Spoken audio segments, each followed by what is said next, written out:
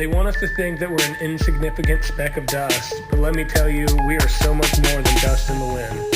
At least 4 billion useless eaters will be eliminated by the year 2050. I'm still waiting for somebody to show me gas pressure without a container. I personally don't believe anything they say, right down to the God they claim they worship. None of the math adds up. You could stack up all their math books, all their science books, and even put all their degrees stacked up on top of that, and you still wouldn't be high enough to see the curvature. This is exactly why grounding is so important.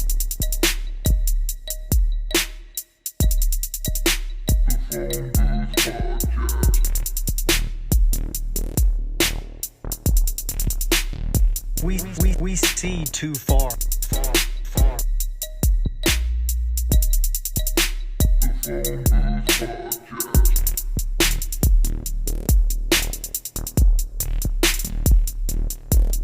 We're just regular people who know we're being lied to. We're tired of it. The bottom line is, there's only one choice left, and that's to dismantle this whole thing from the top down. What's going on, everybody? Welcome to the Hello. Phone Booth Podcast. We are here with, I don't think needs any introduction if you ever watch our podcast, but we are here with allegedly Dave Murphy. How's it going, man? All good, all good. That was an awesome opening sequence. Yeah. Thank you. Oh, right on. Quite like that. Everything in-house. Bill did the music, Death did the editing of the video. That's how we like to keep it. Yeah, man, that was good. I wanted to answer a few of those questions you were So before we start, why don't you tell everybody who doesn't know where they can find you? And I normally say and what you talk about, but that would take up the whole podcast if you just list everything you've done. So give people a general idea. Right. Well, yeah, I've got a website, allegedlydave.com. It's I haven't really updated it very much lately, but I've been concentrating on doing some videos and doing talks and stuff. So my YouTube channel is dmurphy25, but you can find me on all the others at if you put allegedly Dave in, because YouTube is very busily taking down my videos, left, right, and center. So Still to this day, huh? I don't doubt it. Oh man, they're bad about that, or at least demonetizing it and and burying it on all the searches and all that. Things are harder and harder to find on there. Well, I've never monetized anything Right. I've done, so they've never had that control over me. But yes, they are burying my stuff, and yes, they are making sure that I think my subscriber count hasn't changed for something like 8 years. So, Right. That's weird Sounds how about that right. happens. Mm-hmm. yeah, funny. Yeah. So I think a good place So- to start with everyone, which was something huge for me, is can you tell your awakening story of what first made you look into things differently? Right. Well, I was a complete muggle in the Matrix, back in, I guess, 2001. And I ended up, I was at 9/11. I was almost in 9/11 because I turned down a job in Tower 1, 40th floor of Tower 1 for Lehman Wow. Brothers. And literally a month before, and I took a job across the water in Hoboken, right on the waterfront. So when it went down, we all ran out to the pier, and we were watching it from across the water. But it wasn't until about 3 years later that I was helping my daughter with her physics homework, and it was there's a marble on the tabletop. The tabletop's a meter high. How long does it take the marble to hit the floor? And we went through a few problems, and my daughter was like, "I've got it, Dad. I've got it." I said, "Wow, not so fast. Let's imagine it was a bowling ball on the World Trade Center." So we worked it all out, and it came out to be about 10 seconds. And I was like, "Oh, hang on a minute. Let me go back and watch the films." And sure enough, the building fell through itself, the path of most resistance, at the same speed as a bowling ball through empty air. So I realized that can't have happened. So I've Yeah, I thought I was the only one in the world who knew there was something wrong with 9/11. And then, so I went online and I found all these people in tiny little corners of the internet going, 9/11 was an inside job, you know. So I joined that throng, and it's been like filling in a jigsaw puzzle. So I started off in one corner doing 9/11 pieces, and finding pieces that were leading off to other places and thinking, what's this all about? And that led me to finding out about the New World Order. And then that led me to the monetary system, and then the legal system, and then the healthcare system. And then literally all these systems that we build our lives around. And when you start looking into them and scratching beneath the surface, you find they're all rubbish, they're bullshit. They're not what we think they are, and they're all run by the same cast of characters. People would say, "Oh, he must be a grifter. He must be doing it all for the money and all that." I already know that that's not true, because you left a way better life, to do this. Yeah, Financially better. I was I was a computer programmer on Wall Street, and I had the big house. I had a Ferrari in the driveway. I had a room full of man toys. Yeah, and you know, literally, I had more money than I knew what to do with, essentially. So it looked really good for me at the time when I was a muggle, but I had the experience one day. I was out in my Ferrari, and I pulled up at some traffic lights, and people crossed the road in front of me, and they stood on the side looking at the car. And I sat there and I was like looking forward, then looking at them, and look forward again. I thought, I'm in a car. From where I'm sitting, I can't tell I'm in a Ferrari, really. You know, did I buy this car for me or for them? And the answer, really, you know, after a long night of the soul, it was like, I bought it for them. I bought that car to let them know how well I'm doing, you know, that sort of thing. Yeah. And then I looked at the big house we'd got, and we were all rattling around in, you know, 4 of us rattling around in this big house, and realized again, we bought this house to show off, to say, look how affluent we are, you know, that sort of thing. And so that lost its sheen as well. And literally every part of my life I started looking at, including my work that I was really, really proud of. One day I was I was working in New York Stock Exchange, and I was basically building prototypes for a computer system. And there was this woman who had this very fiddly job she had to do. It took her a month to do, and she was doing it month after month after month. And it was like juggling spreadsheets and trying to figure out how to do some stuff. Right. So I came up with a prototype bit of software, right, and literally did her job in about 3 seconds. Literally, and I was so proud. I was like presenting this software. I was like, yeah, I did that. You know, it was me. I did that. You know? And the woman came up after me afterwards and said to me, well, it's lucky that I'm retiring. And I thought, oh, God, this is what I'm doing. I'm not only putting people out of work, I'm actually taking the humanity out of decision making. Yeah. So whereas before you would deal with a human and you'd be able to relate directly to that human and say, you know, oh, you know, I've gone through all this, and, you know, can you help me? Blah, blah, blah. Right. Now you've got somebody who knows nothing, and they tap information into a computer and go, computer says no, sorry. No argument, no way you can sort of talk to the person. Sorry, the computer said no. Yeah. And that's what I was doing. So I couldn't do that anymore. Ugh. And I feel like that's the way that things are going with this whole AI thing. Everyone wonders how people are going to give up their rights. It's like, well, when it gets to the point where nobody has a job anymore because AI takes over, a lot of the jobs, people will be begging for some sort of solution. And then that's probably when they come in with some bullshit to, hold us down even more. Yeah. I feel like I think AI has AI been running stuff for a long time, and like we're just kind of starting to notice that stuff's going to shit, and it's because stuff has been running by AI.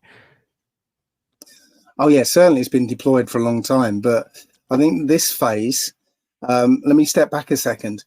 Before I got a mobile phone, I could remember 12 phone numbers in my head. I can't remember one now. Yeah. Before I got a sat nav, I could navigate around the country without a map and not even worry about it. But now I need a sat nav. Right. Yeah. What do you think AI is going to do for the young people today? Is it going to make them smarter, or is it going to make them stupid? It's already making us stupider. Yeah, brilliant point. And a lot of them just don't even know how to live without it.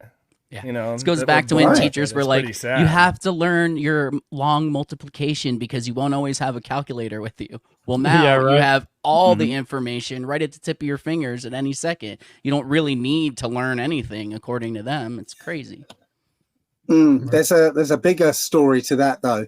First of all, I don't think children need education at all. If they want to learn, they'll learn everything they need to learn, and they'll learn what it is they want to learn as well. Okay, we just get in the way of them learning, properly. I hate that. I've got so many things in my head. I keep I get a new idea and the old one pops out. Right? Damn it, AI. Yeah. Let me just look that up. I'm just happy that you brought it up so I can blame AI every time it happens and not just my old age, Yeah, that's it. There is a deeper story behind it, because we have an ability, and this is part of the new talk I'm giving. We have ability to have access to the whole of human history, time and space, etc. But we've been locked out of that ability, and education gets in the way. There was a study commissioned by NASA, as it turns out, to find out where genius comes from. Okay, Not from there. Not from there, no, because they wanted to hire the geniuses, and they wanted to figure out who, how to spot them. So this guy, I think his name is Dr. Land or something. He sort of studied 5-year-olds and gave them this test, creative intelligence test. How many 5-year-olds, percentage, how many 5-year-olds do you think came out as geniuses? A lot, probably. Probably. Well, what kind of percentage? They had, I think, 1,600 children. I'm going to guess around 70, mid-70s, only because I know that what I'm supposed to think is garbage by what they tell us, but... No, so it was 98%. Wow. Damn. Wow. See, we shorted the kids. You can't short the kids, man. I'm saying 98% of children age 5 are geniuses, genius level as far as creative thinking is concerned. And then they go into the school system. And the other 2%, what is that? Like, he went back at 10 years old. What do you think it was then? Oh, at least half. Gone. 5%. 30%. Oh wow. 30. Went back at 15. Yeah, went back at 15. Went back at 15. What do you reckon it was then? 5. Not even. 3. 12%. 12. Oh. 12%. Now they stopped the study there. They stopped the study there because everyone was getting depressed. But this doctor carried on, and he gave the same test to adults. What do you think adults score? Oh God! Now I'm going back to the 3 to 5%. Yeah. Yeah, right. It's got to be 2%. Oh, So literally, it's a complete reversal, right? Mhm. 2%. yeah. Wow. 2% stupid, bad. essentially, or 98% geniuses at 5, right? And 98% idiots at as an adult. And the But that's- conclusion is that Mhm. school, creates idiocy. Essentially, it strips you of creative thinking. Yep. I will say my nieces and nephews are homeschooled, and they are some of the brightest and most attentive kids ever. Like they're just there. They want to learn. Like you said, they cover whatever they have to to keep the state happy, but they read books all day. They're constantly learning because they're not being forced to learn garbage, so they want to learn. It's amazing what it does. Yeah. Right. I never learned anything at school. I realized that as soon as I left school, that's when I started learning stuff. Yeah. So did I. And nobody's ever asked me for my certificates. Nobody's ever asked me for my, Never. can I see your O levels or A level? Yeah, they've never Yeah. asked me anything. They'll sure ask Yeah. you for the money for that degree, though, if you paid that and that student loan. They'll be Yeah, coming has for that. anybody has anybody been asked for their degree? Can I see your degree, please? No. No. No. So it's What a was your worthless piece of GPA? paper you paid. Worthless piece of paper you paid thousands and thousands of dollars for. Yep. Incredible. But that just goes to show the entire system and the way it's designed. It's all a designed trick. specifically for that, and it's only training you to become a member of a working society, a member of slavery, and to pay it back that way. You know, they're always going to get their money no matter what. You know, And in turn, it keeps the vicious circle going because you've got to pay back those bills, and then you also need a free daycare that is willing to take care of your kids every day and indoctrinate them into this mess. Mm-hmm. Yeah. It's all Right. over again. It starts all over again. Yeah, well, what we don't realize, we never realized, was we're in a system where we have been forced into creating the infrastructure for our own destruction. We've been working for what they call the Great Work, which is essentially our elimination. So I think the 19th century was creating the justifications. So that's when you got all the theories of evolution and all the Malthusian theories and all this. And then the 20th century was about designing or putting together the infrastructure to do it, to control and then wipe us out. And now the 21st century is implementation. Yeah.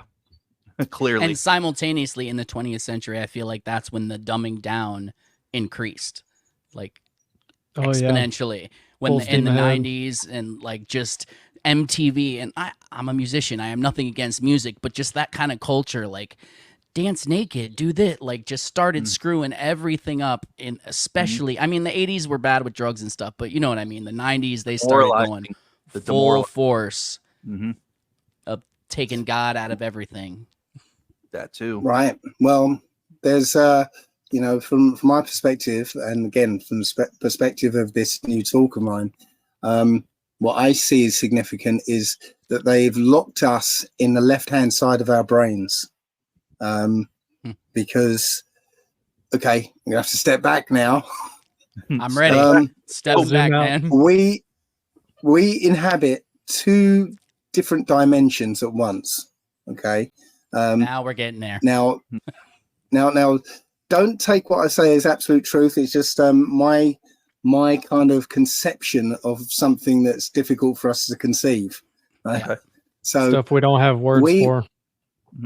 Yes, exactly. So we inhabit the third dimension and the fourth dimension simultaneously. Or not simultaneously, well, simultaneously, but our focus switches between the two.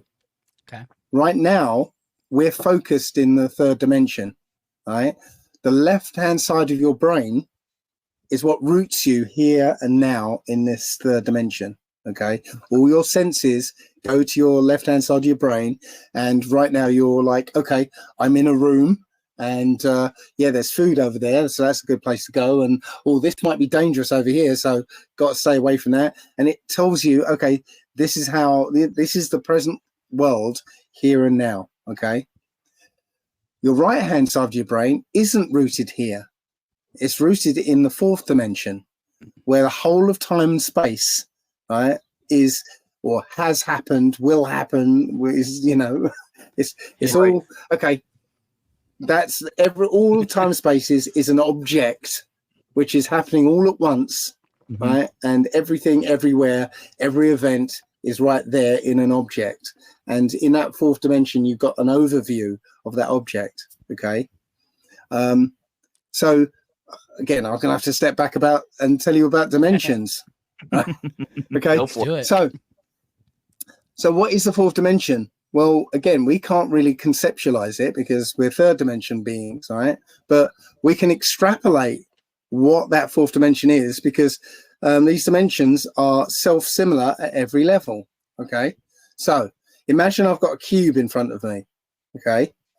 If I cut that cube in half and look down its cross section, now I'm looking at a flat plane, a square. Yeah. Yeah. Right. So if I take So good. if I take that flat plane and then cut that in half and look at its cross section, now I'm looking at a line, right? So if I take that line, cut it in half and look down its cross section, now I'm looking at a point. Okay, so if we go back up, a line is essentially an infinite number of points all merged together in one thing going off in a direction. Okay. A plane, a flat square plane, is a whole bunch of lines, an infinite number of lines all merged together into one thing going off in a different direction. Okay.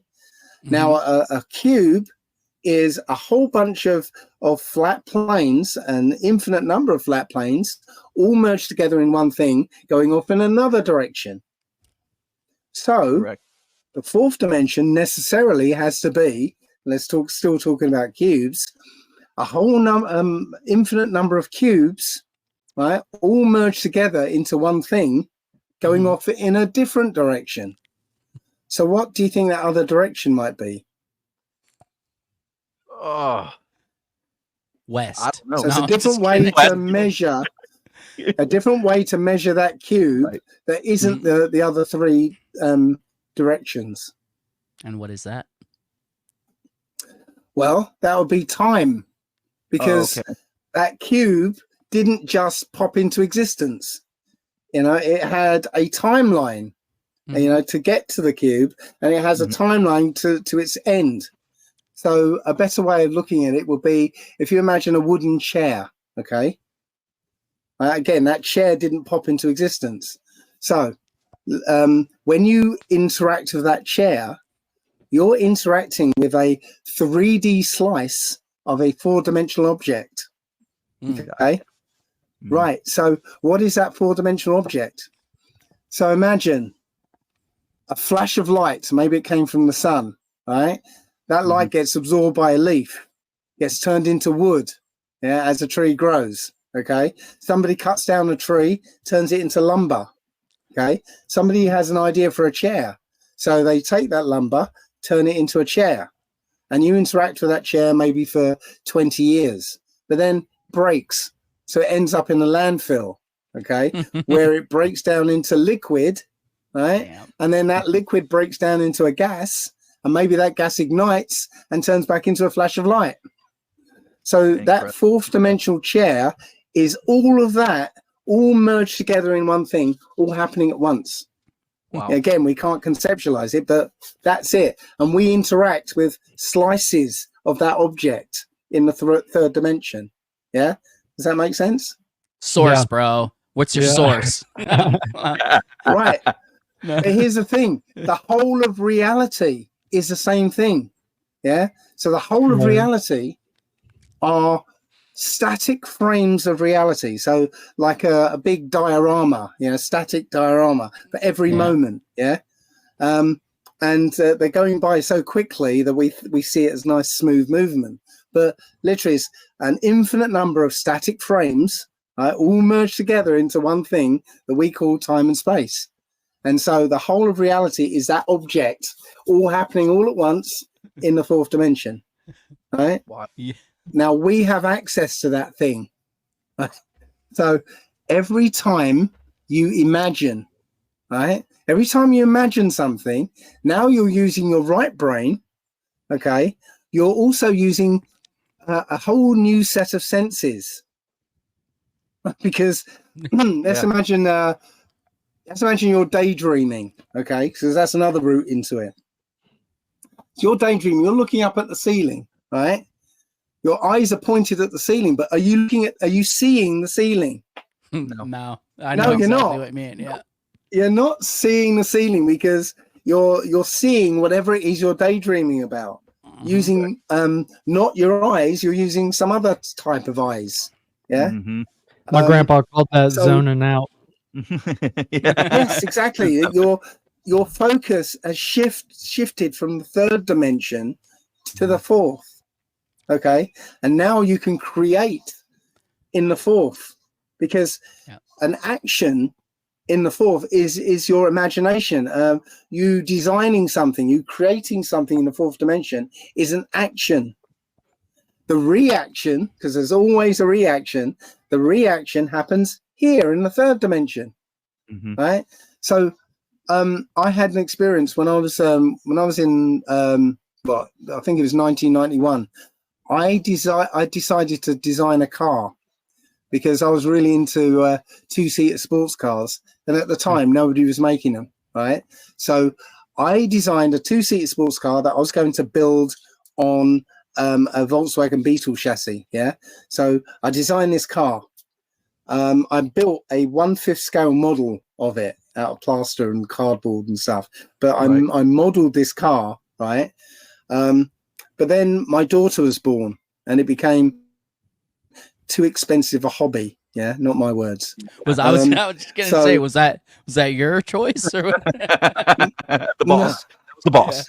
Yeah. We all know. The boss. Yes, I was gonna say all married men know what I'm talking about. Yes. Yeah, that's the same thing that happened to my 95 318 that was in the driveway for 2 years. I had kids and it disappeared. So I never got to build my car, but 5 years later, I'm walking down the street in New York. I look down and there's my car. It was a Mazda MX-5. I literally designed that thing 5 years before it appeared. Right? That's your fault. You put it out there, man. You put it out there in the universe. It'd be a Akashic record. Wait, somebody else got it. Here's the freaky thing, though. Did I invent it, or did I see it in our future? Right. Because in the future, Let's jump in the phone booth and find out. The truth is, it existed in the future. So it was my act of creation, just me seeing something in the future, right? And then, so that brings up the question: if I didn't invent it, who did? Right. Well, the thing is, it's the Most High, because we're all aspects of the Most High. Right? So it was the Most High who created it. Yeah. It's just, He creates everything. Yeah, so whoever actually put their name to it, it doesn't matter, because it's, we're all the little I am of the great I am. Yeah. So it's the Most High invented it. It's just it came through one of us. Before we move on, I want because I feel this is important. I've noticed you always refer to God as Most High. Can you explain why? Because I know there's a reason behind it. Yeah, because in the Old Testament, there was a group of people called the Masoretes, and they took out the name of the Most High, and they replaced it with all these titles. And most of these titles are names of fallen angels and demons and stuff. So here we go. God is actually GAD, which is the angel in the garden that seduced Eve. Yeah. And basically spawned Cain, Gad or Gadriel. I'm so glad you went there, because clearly with our white faces, we are descendants of Cain, right? No, I'm just messing with you, but I want to hear about that, because I know that this is what got me really thinking. So I when I was an atheist, I probably read the Bible more than I do now. New Testament, I need to get better into the Old Testament, because I know you don't give much credence to the New Testament, right? Okay, No. that's what I thought. And I do want to get into the whole Paleo Hebrew thing later and why that is important. But so I know that when Cain was supposedly kicked out of the Garden of Eden, God marked him with a white face so he wouldn't be killed or whatever, or something like that. I know I'm a little off. Yep. But first of all, if you're being kicked out of the Garden of Eden in the very beginning, when supposedly those are the only people, who's going to kill him? There must be other civilizations. And does that literally lead to white people today? And I've heard you talk about it before, but no one's ever directly asked you. So, and I know that those are Nephilim characteristics, which are 6 toes, hairy body, all that too. But just you Red tell hair. me what you think. Yeah. Right. Well, well, first of all, those other beings. Well, if you actually read the first verses or the early verses of Genesis, okay, there are two creations of beings. So in Genesis 1:27, it said, "Let us create man or mankind," right? Because it's difficult to translate these this original language into English. But let us create mankind in our image and after our likeness. Yeah. And so Our. Genesis 1:27, our. Right? The word for God there is Elohim. And remember, all of the names of the Most High were replaced by the Masoretes. So is it talking about the Most High, or is it talking about somebody else? Right. Well, when you look up the word Elohim, it's plural for the word El. And you look up the word El, and you find that every Hebrew word has about 8 different meanings. And the way you actually work out what it means is, you don't choose the meaning that you like or you think fits the most. You take all the meanings together and see what it feels like. Yeah. So the word El means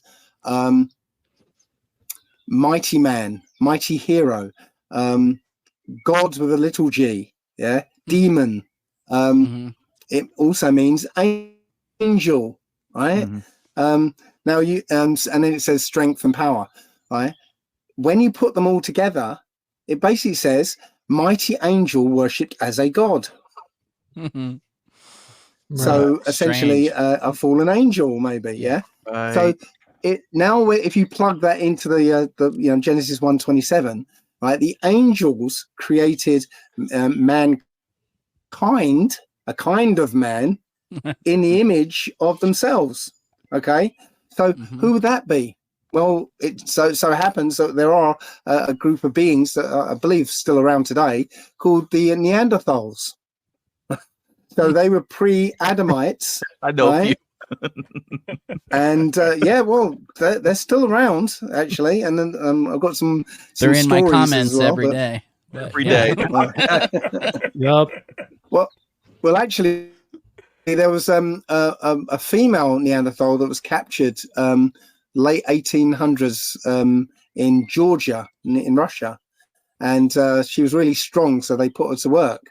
And some of the villagers would rape her, and most of the offspring would die, but 2 of them survived. And so the children of this Neanderthal called Zana still around today. Her line is still around. And so not only does it say that these Neanderthals still exist, but they are genetically compatible with humans. So anyway, wow. They were the first ones created on day 6, right? And they were told to go forth and multiply, replenish the earth, right?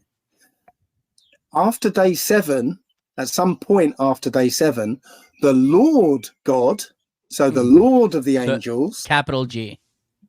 yes, Yes. the Lord of the Angels created Adam, and Adam was told to stay in the garden.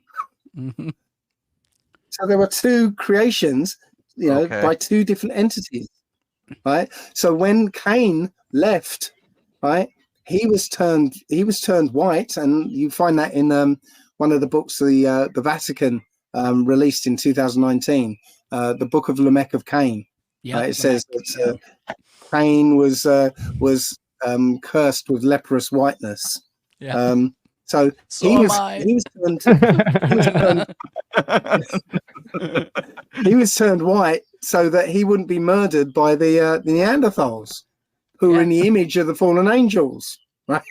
So but not only did he not get murdered, he went on to build great cities and stuff, right? Supposedly. So yes. So, but if they were Neanderthals, they didn't have the wherewithal to build cities.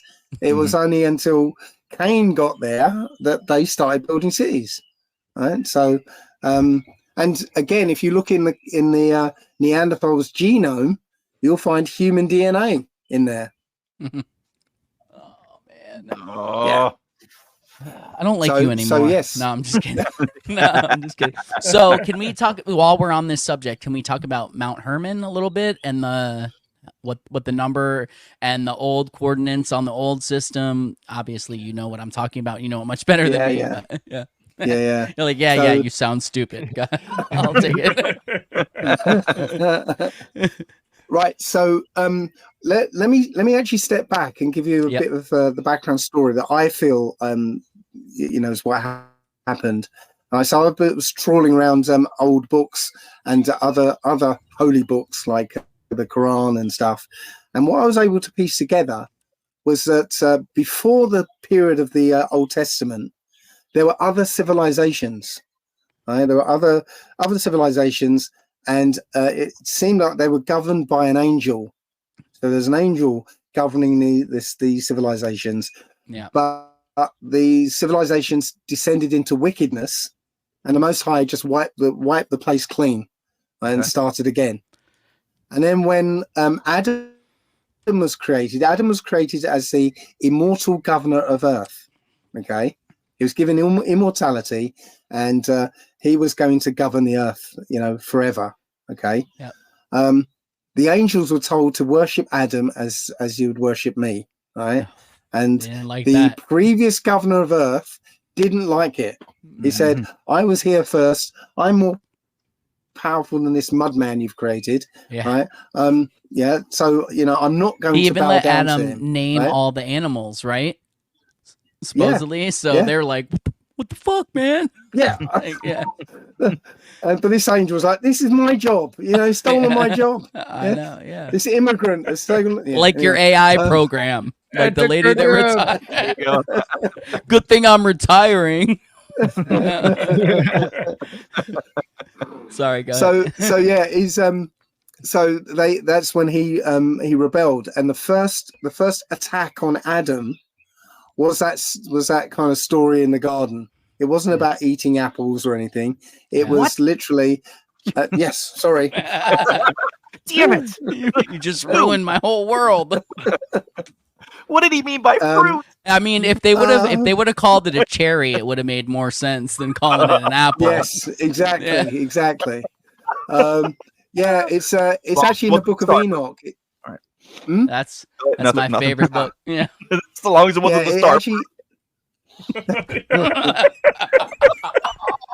Come on, Bill. We're trying to be respectful tonight. No, I'm just trying to loosen it up a little bit. I think the star fruit is where the star fruit is actually where the globe came from. All right, sorry. Right, so the first attack on Adam, right, was to take away his immortality, right? So that was the story of the angel in the garden, or the serpent in the garden. Yeah. The angel seduced Eve and had sex with her. Now, what I believe happened was as soon as you have an orgasm, it's a release of energy, right? And obviously some of that energy goes to the child. but as soon as they released that energy, they couldn't be immortal anymore. So Eve went and showed Adam what to do. He lost his immortality. So now plan B for the Most High is, well, now it's not going to be Adam. It's going to be his offspring. Okay. So wait, just to play devil's advocate for 1 second, does that mean that you think that God created us never to fornicate? Created Adam not to fornicate. Okay. Right? Fair enough. Right, because I just don't want people I'll to tell say you just let him say whatever and didn't ask him. So I want to ask like that. I want to know what you think. I'll tell you that a little bit of evidence, which might not consider evidence, is okay. So I believe that Adam wasn't meant to have children, right? So I think that his foreskin was literally too tight to retract, so that he would never know that thing was there for anything else but urinating. Yeah, right? exactly. Yeah. So here's the thing: when I was growing up, when I was a child, my foreskin and my brother's was too tight to retract. Right, so it's painful to retract it. My brother said something to my mum, and they carted him off and gave him a circumcision. I saw you that. Never and I was spoke like, up. I said, there's no way I'm having any sharp knives going near that. So I didn't say anything. Yeah? I'm not saying shit, dude. No, I'm fine. I'm perfectly fine. All good. It's all We're good. good. We're good. Yep. Yes. So here's the thing. This explains why all of the Hebrews were told to circumcise, and circumcision isn't the one the Jewish circumcision that they do now, where they cut the whole thing off. Right. No, I thought you were talking about where they suck the blood out of the baby penis. Sorry. Oh no, that's of course that's another there's another thing altogether. But literally, the real circumcision called a Brit Milah is called, right? If you push the Ish people about it, they'll say, "Oh yeah, that's what it is." But literally, all it is cutting off the tip of it, so it just exposes the glands, right? So that it's not painful when it retracts. That's all, right? So as I said, I think that's a holdover from Adam. Right, so he wasn't meant to have sex, and now his children are supposed to have sex, right? Yeah. So he was told circumcise. It makes sense to me, anyway. Fair enough. That's really interesting, but it makes sense. Yeah, it does. I mean, yeah. So didn't see it going. The second. No. Yeah, no. I didn't either. So back to how we're white devils because we got kicked out of the Garden of Eden. Yeah. No, I'm not saying I'm messing with you, man. There's so much there. So much. If you were white, I'd be saying the same thing. That's just how I roll. It's just... Right. Well, so the second attack, as I said, the plan B is now it's our Adam's offspring. Mm-hmm. So the second attack is Genesis 6:4. There were giants in the earth in those days, and also after that, when the sons of God, the angels, came in unto the daughters of men, and they bare children unto them. Yeah. So essentially, 200 angels came down to Mount Hermon, right? And what you were alluding to was that when Paris was the prime meridian, now it's Greenwich now, but when Paris was it, Mount Hermon was 33.33 degrees longitude and 33.33 degrees latitude. Coincidence. So weird. Coincidentally, yeah. So where those numbers came from, right? I see that number a lot. It's weird. Yeah, strange, isn't it? Yeah. It is. But Mount Hermon was always known as a forbidden place, right? It was a place of evil. That's where they congregated at first. Today it's still a forbidden place because right on the top of Mount Hermon, exactly where that happened, there's a UN base right in the middle of nowhere, right on the top of that mountain. Imagine that. Imagine that. Imagine that. Yeah. So So Wow. I say in one of my talks that we've been told this story over and over and over again, but you don't see it. So when you watch a film and it's by Paramount, right? You see Yes. you see the animation of all these stars falling Point it from out to heaven, my wife all the time. right? Look. Mhm. coming down around the Paramount, Mount Hermon, Mhm. and there are 22 stars. And if you look in the Book of Enoch, right, it tells you 22 chiefs of these angels. If you look, it actually says 21, but it doesn't mention the first one, Jaquan, The leader. who led them. So Yeah. so 22 chiefs, and it's telling you that story. And other films like City of Angels, Yes. telling you the story of a fallen angel, fallen angel. falling in love with a woman. Yeah, it's again, it's just so, They always tell you. feeding that story. Yeah, they're always telling us. It's So insane. so essentially, you've got Neanderthals here, you've got man here, you've got Nephilim, so the children of the fallen angels and humans, and right now you've got another set of beings, right? Now this is what I was saying about the science fiction-y story behind these non-player characters. Yes, thank Now, I you. don't- NPCs. Let's go. Let's do this. Hell NPCs. yeah. So I don't know if you came across the phenomenon of incubator babies. Yes, of course. Creepy. Right. So 1893 was a Chicago's World Fair, and in that Chicago's World Fair there was a massive building called the Baby Incubator Building, and they had rows and rows, thousands and thousands of babies in incubators, right?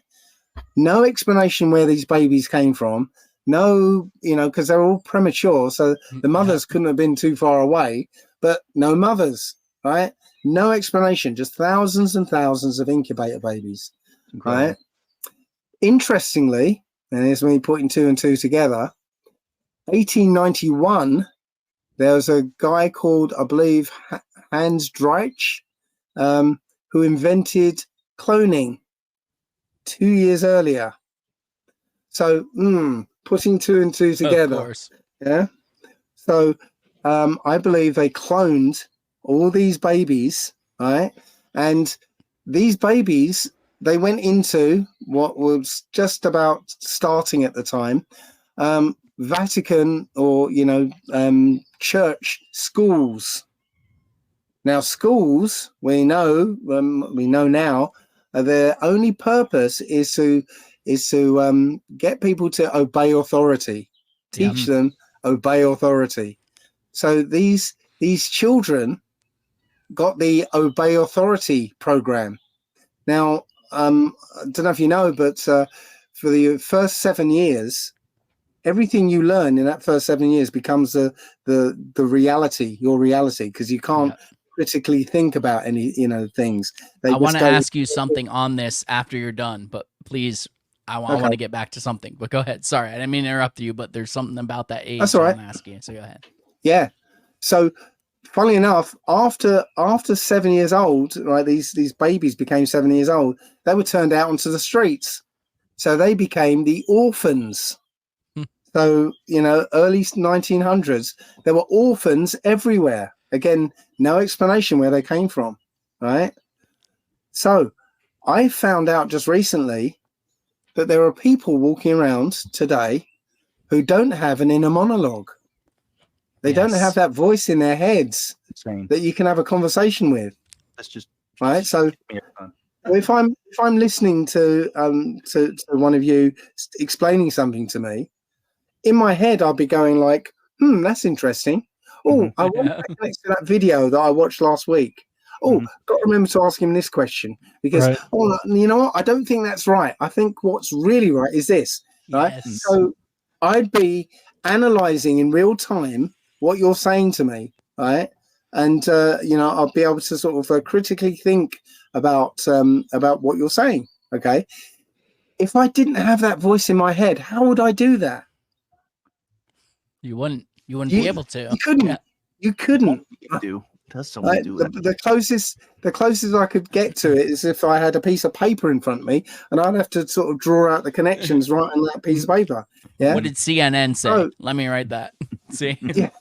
Oh, and so then these guys, they always turn back to whatever they learned in the first 7 years of their lives, because that's all that they can. Which really... is obey authority. Yeah. Mm-hmm. And they never develop the critical thinking skills because they can't analyze new information. Wow. Right? Because if they're creating bodies, they're creating human bodies with this cloning process. Perhaps what they're not creating is that player, the I-ness that's behind you. Yeah, they've got the the I am part of you. Yeah, Right. They've got the spirit that allows them to walk around and do stuff, but they don't have that self-reflexive, self-aware I-ness behind them. That's probably why they don't use their blinkers ever. It's probably what it is. Right. It's like you go to them and you go, don't take the jab. Look at all these testimonials. Look at this data. Look at this. Look at that. And it just goes. You just get the four-eyed stare. But they're giving out. Posted. They're giving out cheeseburgers. I posted a video yours today to hype this episode of. It was off your YouTube, and it was the one where you started talking about how you're not a conspiracy theorist, and then went into the jab, and then cut it off with static. Like, that was so good, man, because that's how it is. Like, we're on our second strike on YouTube because we've had literal doctors on talking about how the jab is not good. So we get strikes on YouTube. So what you said was on point. It was just awesome, man. That video was like, he gets it.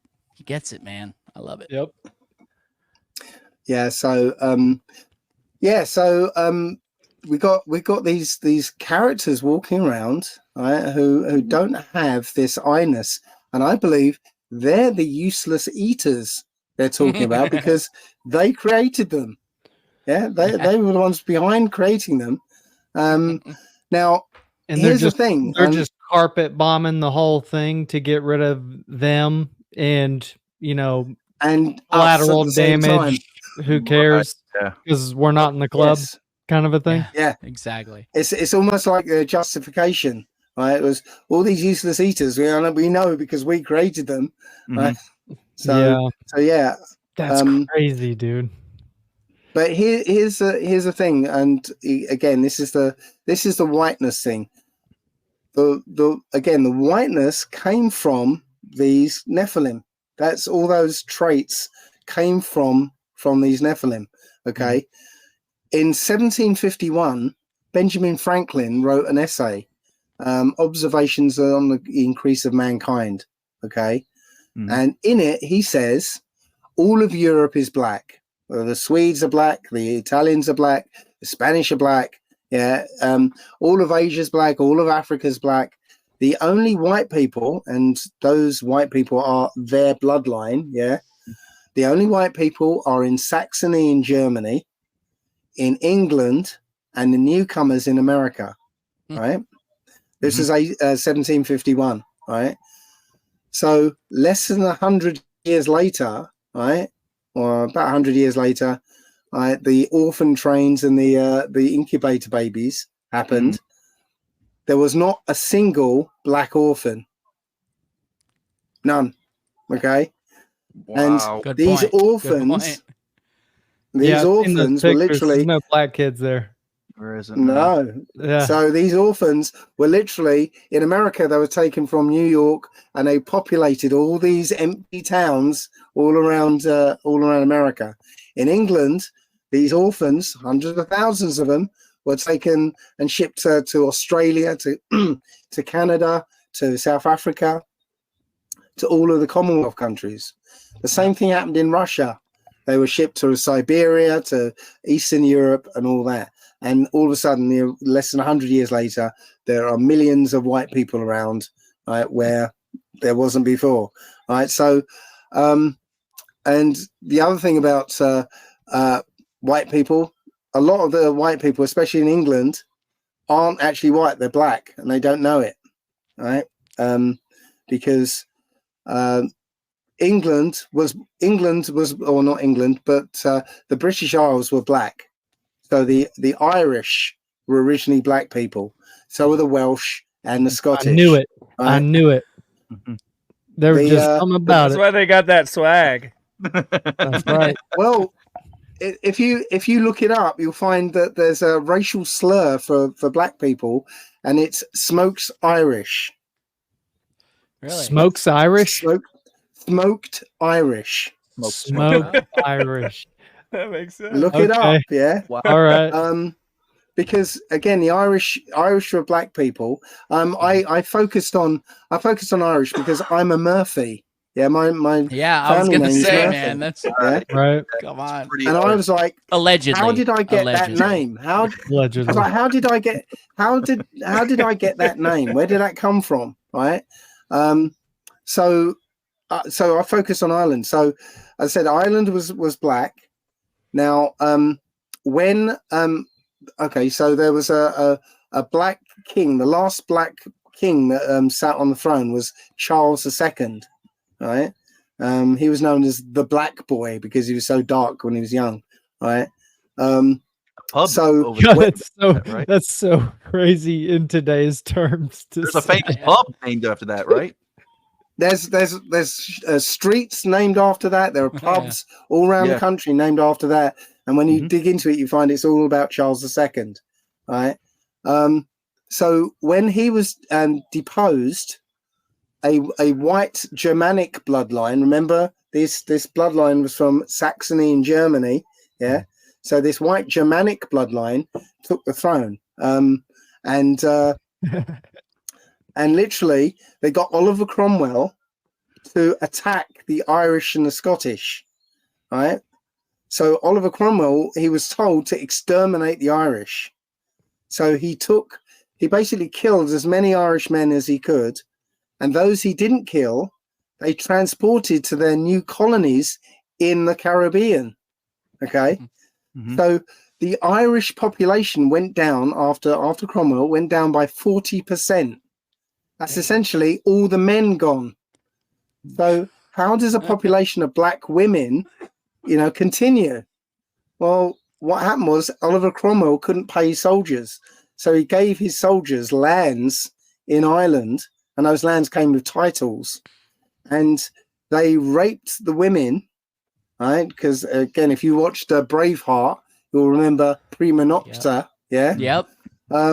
So they raped the women, and the darker skinned offspring got transported. The lighter skinned got to stay. And you do that for 300 years. Yeah, right? there you go. You get right. So I found the proof. Easy, dude. Wow. I found the proof in the British Library.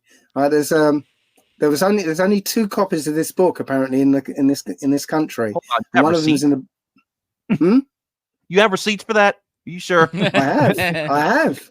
Because that there's this down in the comments are like, "We want to see receipts." Here they come. Right. So there's a book called "Whence the Black Irish of Jamaica." Right. Now this is on my website if you go hunting for it. So this book, again, I found it in the British Library, and it's the guy who wrote it, Joseph Williams. He spent some time in Africa, but then he moved to Jamaica, and he was like, these Jamaicans are very different from the Africans I just left, and they've all got Irish names. How did they get these Irish names? So he thought, well, obviously they got them in slavery. So let me look up the land ownership records, right, to see if I can find these names. He couldn't find any of the names, which makes sense because it was an English colony, right? And England was at war with Ireland and Scotland. So there wouldn't be any Irish or Scottish landowners, right? So he went back to England and he looked up Oliver Cromwell's records of the deportees from Ireland. He found all the names. So literally they were deported from Ireland and they came over with their original names intact. Hence, I'm a Murphy. Yeah. So literally, I found a map, an old map, which had, I guess it's Jutland or Denmark now, and it said, Anglin, home of the English. So the English came from, and this part was part Saxony at the time. So the English came from Germany and invaded England or Britain in 440 AD, and they set about taking over the place. So yeah, it's essentially an invasive species. These Nephilim, and they've taken over positions of power. They've taken over, the whole of society and changed the standards of beauty so that, we don't recognize aliens anymore. The alien invasion happened thousands of years ago, right? And we just don't recognize it anymore. We don't know. So what do you mean by aliens? Are you talking about space aliens from planets or other worlds? No, I'm a flat earther, dude, so there's no such thing. Oh, we're No such well thing. aware. It was a creative segue. It was a creative segue. Yeah, no. Interdimensional beings, who basically rape their way into our bloodline. And they're continuing to do that now. I mean, one of these bloodlines were known as the name stealers, the Khazarians. Yes. They were known Can we as the name please stealers. go into this? You Goodbye, go. YouTube. Let's talk about it. The name stealers. Let's go. See ya. Don't care. I've been holding off on posting anything about this because like 3 weeks, a month ago, I listened to a podcast you were on where you talked about this, and I was like, oh, I want to post about it, but I'm going to wait because I think we're going to get him on. So I waited. So please tell us about the name stealers. Sounds awesome. Right. So Khazaria, where was Ukraine now, it was almost like the gateway into the Far East. Yeah. So it was like on the trade route. So what would happen was a trader. Sorry, that's still important. Yeah, it's still important today. So, but the trade route, the traders would go enter into Khazaria, and they'd be welcomed by somebody from Khazaria. They'd be like, "Oh, come on in, come and have a meal with us. We'll cook you dinner. We'll give you some drink, and have a great time." And they'd sit and they'd pump this guy for information. What are you doing here? Where are you going to see? And they'd find out about the trade they were going to do. Then end up killing the merchant, right?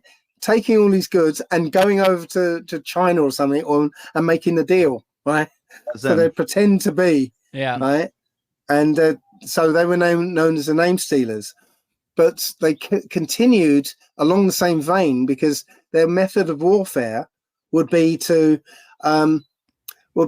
infiltrate a population, a few at a time, and say, "Hey, we're here. We're friendly. We're here." And they come in a few at a time. They end up getting into positions of power, and more of them come in, and eventually they overwhelm and start killing all the men, right? Rape all the women, and then rename themselves the original population, right? And then they alter history, alter the records so that it seems that they were always there. Right. Hence, and name stealers. It's still happening. It's still happening today because, 400 or 500 years ago, an American was a copper-colored man. Now it's a white European, and the same with Australia. Australians 300 years ago were a very black man. Yeah, Aboriginals. Very black people. Very dark. Now they're white Europeans. Yeah, so it's the same sort of story happening over and over again. Not to mention, a lot of the people that call themselves Jewish today are not the same as the people the Khazarians that we're talking about, that came from. Yeah, it's they stole. Different. They stole the whole thing. Yeah, they're imposters, and they stole the name. Yeah, yeah. And right now they're profiting off that name because of a line in the Old Testament that if Israel's blessed, then you'll be blessed. Yes. So they're getting money, billions of dollars every year. That sounds like out of this. Sounds like a really good name to steal. Yeah. Yeah. I feel like this is a good time to get into the whole Paleo Hebrew thing. Can you explain to us and everybody listening why that's so important and the specifics of it? Right. Well, I've got a video on my channel called Language of Creation. And it goes into detail because Paleo-Hebrew, it turns out, it's the original language of mankind. You were born able to speak this language, but Yes. you know, you come out and you're like, "Hey, Mum, I'm here," And they're in like, listen. Paleo-Hebrew. Oh yeah, isn't that sweet? You trying to speak, yeah? And the baby's like, "Oh, she doesn't speak the language. I guess I'm gonna have to learn her language." Yes. Oh my God. Right. Yeah. So Paleo-Hebrew is an amazing language. It's unlike any of these Western languages that we've been sort of brought up into. It works on the right-hand side of the brain again, right, where our power is, yeah. And all these Western languages work on the left-hand side, right? So as such, these Western languages, they are logical constructions that you have to learn by rote, right? So the words don't mean anything, right? They're just sounds. So the example I give is like river. The word river doesn't mean anything. It's just a sound, right? But we get taught river means moving body of water. River, Yes. moving body of water. River, moving body of water. So then we go out into the world and go, oh, look, there's a moving body of water. That's a river. Right? Right. Just doesn't mean anything, just a sound. Yeah, exactly. Paleo-Hebrew is very different. It's an experiential, intuitive language, right? Shall I do my little demonstration? Because Yes, I've done it so many please times. do. I like it though. I like it. Oh no, please. We have some younger Has flat every- earthers and people here who may not have heard it, so Okay. I would appreciate it. Everybody on the I'm panel sure you're heard it. tired of it, but I haven't heard it. I haven't heard it. Well, you're fired. So no. It'll be fun. Okay, so the difference between Paleo-Hebrew and English, right? So This is for you, I'm going Death. to You do it. describe. Yeah, Because I've heard it. Yeah. Death, this is for you. Yeah. I'm really not scary. I'm really nice. Oh God, that's so good. Just don't touch him. Yeah. Yeah. Right. So I'm going to describe a film to you in English, and you have to guess what the film is. All right. All right. Okay. So a man on the autistic spectrum recounts his life to strangers. What's the film? Forrest Gump. Okay. Is that your only guess? Is there anyone else who hasn't done this? A Beautiful Mind? Is that what that one is? Okay. Good Will Hunting. You're not sure which? No. Okay. So, is there anybody else who hasn't heard this? Okay. So, what's your guess? Go ahead, Rufus. Me? Oh, I mean, I was gonna say it just kind of sounds like my life a little bit, but Of course, you have to personalize. I don't know, man. I mean, Rain Man. I'm just trying to. Yeah, think that's a Rain good Man? one. Okay. That's the one I thought Right. of too when I first heard it. That's what I thought of. That's what I was Okay. going. Rufus, Right, me so, and you, bro. Okay. We'll stick with Forrest Gump and Rain Man. Okay. Hold I'm on, not Bill. gonna tell Bill, if you guess. Bill didn't Well, I guess was, I either. was actually going to You go said with Rain Rain Man, but Oh, okay. All right. Sorry. Go Yeah. ahead. Right. So I'm not going to say if you're right. Okay. But what happened there in the left-hand side of your brain, when you were listening to the words I was saying, right, you were fetching the meanings of those words that you were taught at school, right, and then you were comparing those list of meanings to a list of films you'd seen, and you were guessing at what it might be. Okay, it was a Yeah. guess, Yeah. right? So now I'm going to tell you the same film in Paleo-Hebrew, right? So Paleo-Hebrew is a language of pictures, little pictograms that mean something to people. Yeah. So I'm going to use emojis, right? So I'm going to tell you a little string of emojis, right? Here we go. Mhm. Man running, a few trees, a park bench, a box of chocolates, a shrimp, and a boat. What's the film? Forrest Gump. Forrest Gump. Forrest Gump, of course. Hey, Right, look, I'm just smart as shit. That's not your fault. Death can only read in pictures, though. That's the thing. Yeah, no, But I think this- honestly, I've never heard about this, but I feel like I know this. you know, Right. because I grew, Right. I was let loose on the internet with no guidance, or like my parents didn't care, like, No so I was, supervision. yeah, No, no supervision, Yeah, and same. We were I in the was 90s, so we definitely didn't have any Um, supervision. and I feel like, you know, like I understand what a good meme is in that kind of thing, like that kind of, that visual language. yeah. Well, yeah, I guess that's why I like making videos too. Chap. Mhm. Well, here's the thing that you'll find that the younger people are actually going back to that. Well, you know, people are actually sending text messages, a string of emojis instead of any words. Yeah. Yeah, Right. exactly. So yes, that the meme culture is also us, you know, thinking in pictures again. Right. Yeah. So what happened when I was explaining or describing the pictures this time? Your left-hand side of your brain couldn't get involved because it can't analyze pictures, right? So it was like, you know, out of the picture.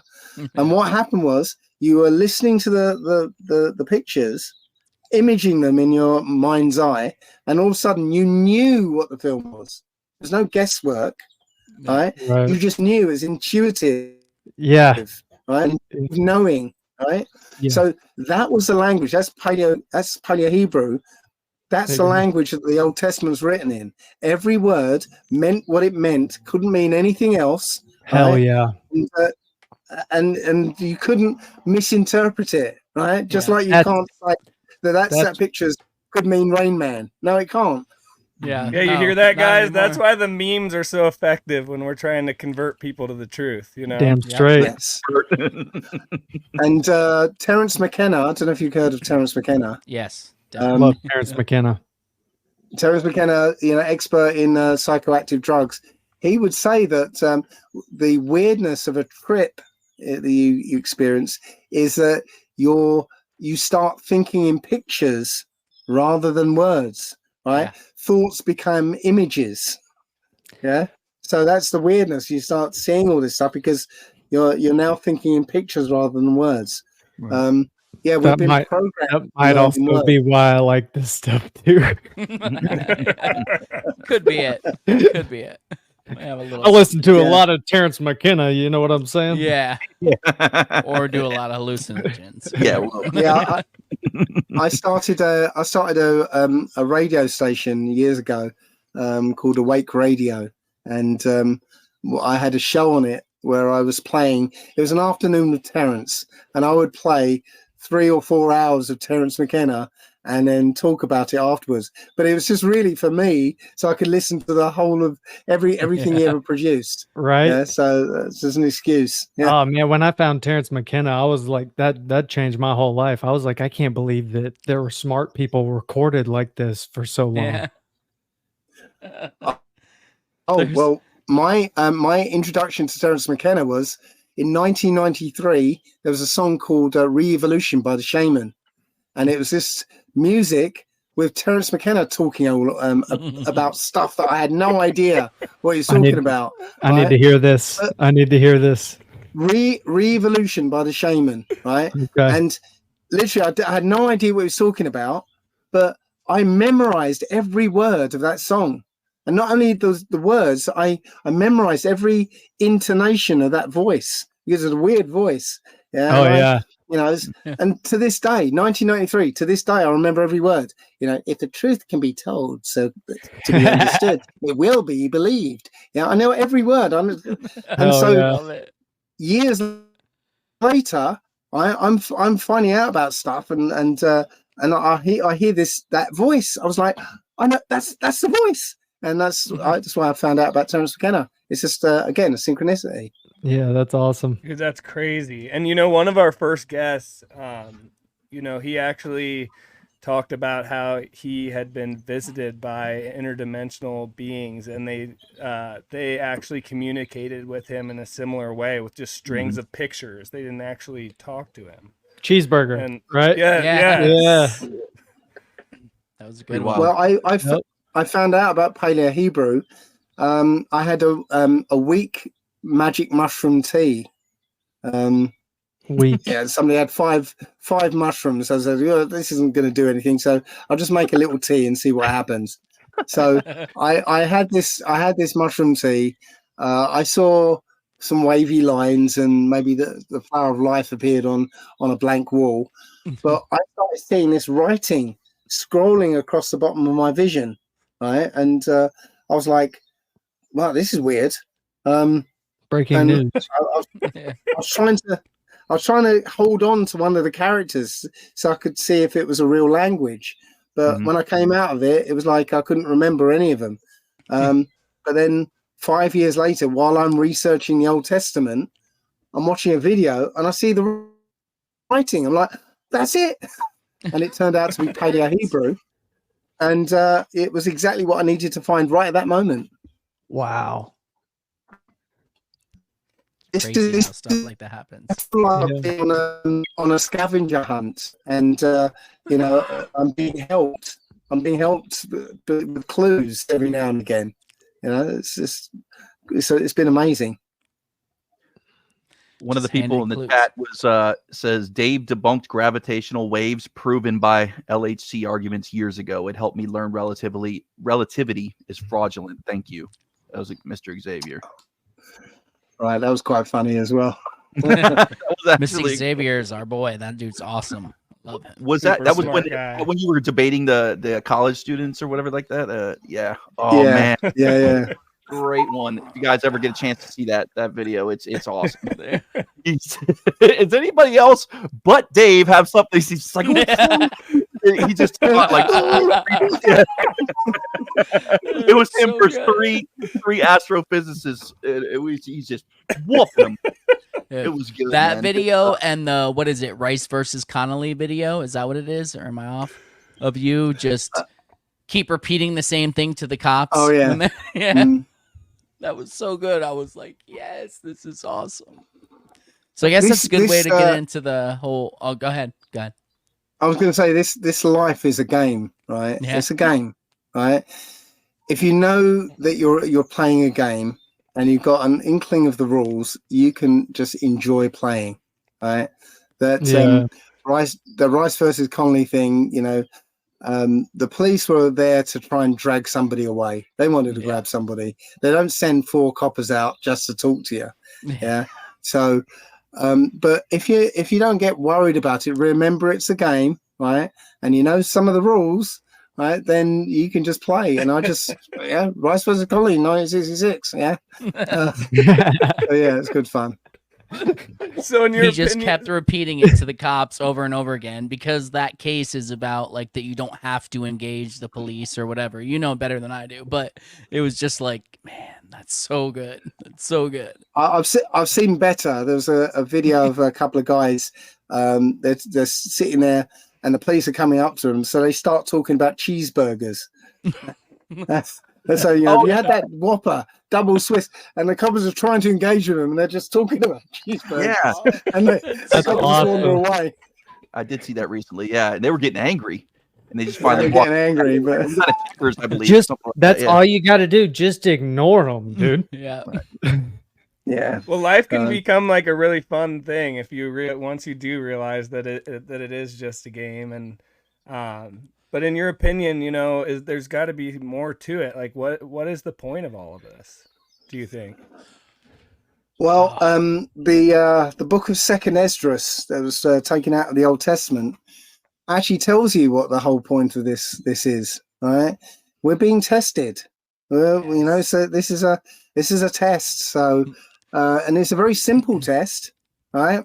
Everyone's got an opportunity to pass it. And the test is basically, what path are you going to walk on, right? So, unlike what the Christians say, you weren't born of the original sin. You get the opportunity, the choice, every moment of every day, whether you're going to sin or not, right? Now, if you're sinning inadvertently, like you were born in a society which is utterly wicked. Yeah, and all sins that look like they're all right. Everyone can do it. It's okay. Go ahead. Right. If you're doing this inadvertently, right, then you're not really sinning. You don't know you're doing it. Yeah. But eventually you'll figure out, this isn't right. And as soon as you realize that, right, now it's a choice. If you carry on doing what you're doing, then you're doing it consciously, right? You've got to make that choice to go, no, I can't do this anymore. I'm going this way now. Yeah. And that's the game, you get incarnated down here with no knowledge of who or what you are. You've got the 10 Commandments written right here. Right? Everyone's got them. Everyone knows what's right and wrong. Right? Yep. And then the There's game not starts. enough time, man. There's not enough time. Yeah. Go ahead. Sorry. But then the game starts. Off you go. How are you going to live your life? That's a test. That's a game. What about the NPCs? And do you need a soul in order? It's a good question. I believe so, because the NPCs are man-made essentially. Mm-hmm. So there are only a certain number of players here, and if you're a player or not, right? You know it, yeah. So yeah. Fair enough. So one thing I wanted to ask you, we don't have to go too much into it, but one thing that fascinated me was about the once you pass age 8 and you're not a master anymore, that whole thing with the common law and all that. Can you explain that a little bit?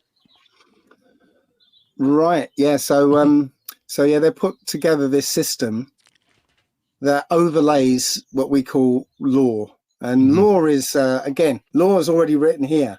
You don't have to be told. Right? It's don't cause harm, injury, or loss to anybody. Don't lie to people. That we know these things. Inherent. But they've created this system that the legal system that lies over the top of it, and we look at that rather than the actual law these days. Yes. But part of how they've trapped us in it is what they call the legal name fraud. So when you were born, your parents basically informed on you, and a birth certificate was created, and that birth certificate is evidence of something called a person. Right? So you're not a person. You are, you're a living man or woman. Right? A person is a fictional entity. It's also synonymous with a corporation. Right. So it came about with what they call the Cester KV Act of 1666. 1666. Strange. Yeah, strange. Yeah. So what they did in England, they created this bit of legislation in French, so the English wouldn't know what was in it. Yeah. And in it said, because of the Great Fire of London and the Black Death, the plague, they didn't know who was, there was lots of people dying, so they didn't know who was alive and dead. So this act declared everybody dead. Right? So they're saying everyone's dead, right? And so we're going to administer everybody's share of the country, right? But you know what? You could, if you can present yourself by the age of 7, to the government, and you can regain your share of the country.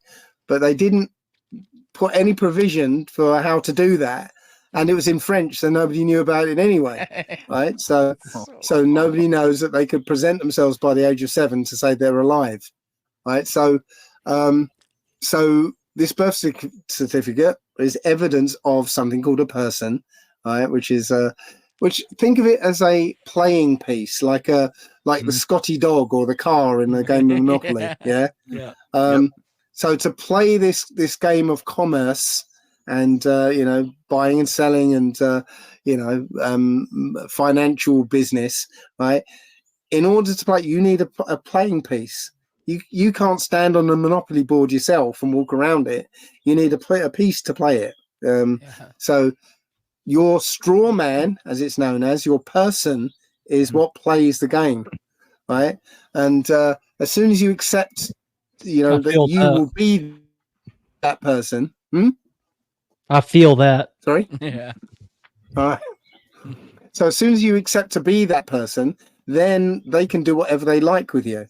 because your status is one step below the creator. Right, so above you is the creator, right? Below, just underneath the creator is a sovereign men and women, right? So every man, woman, and child is at that level. There are no sneaky Rothschilds or Gateses or whoever above you. Yeah, they're all at the same level as you, right? Mhm. Below us is government. We collectively created government, right? So government cannot impose anything on us because we're above government, okay? But government creates all these fictional entities underneath them, right? Person, taxpayer, resident, occupier, driver, yeah? All these Yeah. fictional entities, Right. right? But they come under government, right? The trick is to get you to admit to being one of these things under government. As soon as you do, now you become under government, right? So if you admit that you're a driver, you give up your natural right to travel, right? And accept the benefit privilege of something called a driver. And that comes with taxes, fees, insurances, rules and regulations. And if you break any of their rules, now they can punish you. They can't punish you if you're in your sovereign capacity because you're above them. But you have to lower yourself to, you know, to be one of these fictional entities. And that's a trick. They will get you to admit to being one of these fictional entities before they can do anything to you. Yeah. So, if you get stopped by the police, the first thing they will say is, license registration, please. Mhm. Well, as soon as you give them the license, now you're admitting you're a driver. Yeah. It's simple as that. So now they can punish you. Yeah. So yeah, that's a legal name fraud, essentially. And so, is there any way that you, like, after age 7, that you can go back and get back above, or you're just Well, here's the thing. There was no in any contract. There has to be certain things. There has to be, full disclosure. Equal terms and conditions, equal consideration to lawful terms and conditions, and signatures, manifestation of intent. Right. So if there aren't those things, then it's not an enforceable contract. So yes, they've got all this stuff on us. They've got the birth certificate, but they haven't got an enforceable contract. So you can be a sovereign just by acting like one. You don't need somebody to proclaim it for you. You just have to start acting like it. Don't ask for permission to do stuff. Only children ask for permission. Yeah. As long as you're not causing harm, injury, or loss to anybody, right? You can do whatever you like, right? You don't need permission from anybody. But as soon as you start asking for permission, well, now you do.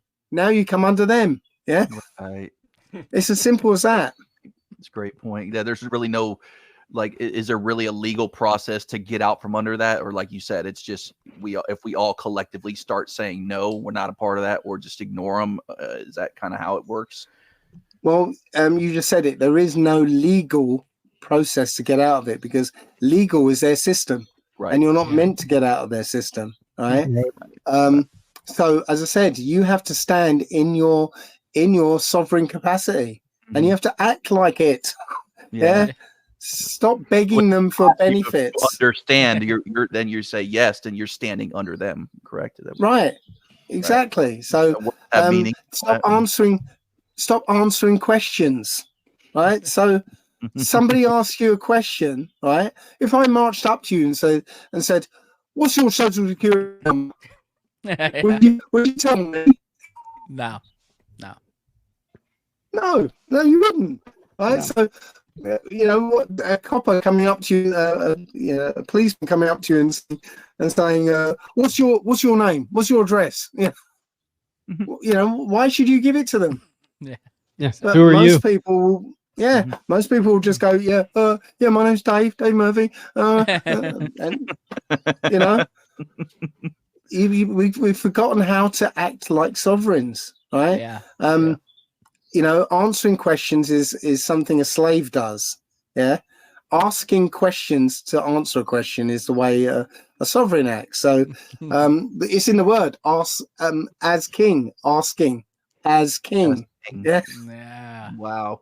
Words have Wow. meaning. They do. words have meanings. Yeah.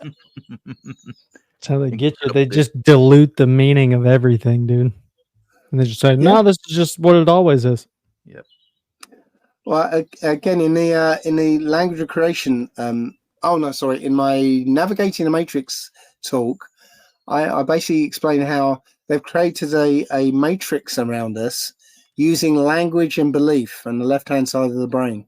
Yeah, and that's where we are. We're literally in a matrix that's created out of language and your belief in that language.